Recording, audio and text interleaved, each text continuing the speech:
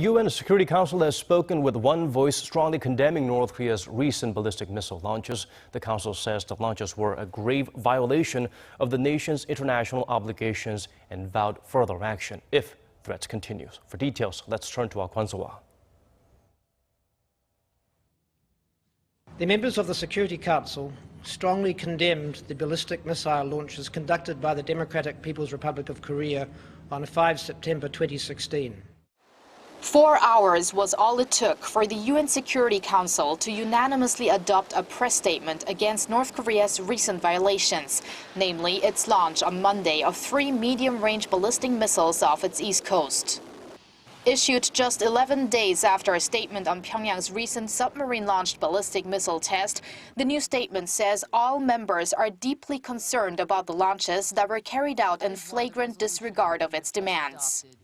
That China, North Korea's only major ally, did not hesitate giving its approval is said to be related to the timing of the provocation.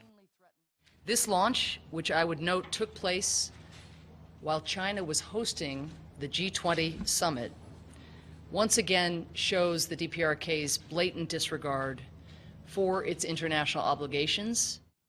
The deputy chief of South Korea's mission to the UN said the international community should send a clear and unequivocal message to North Korea.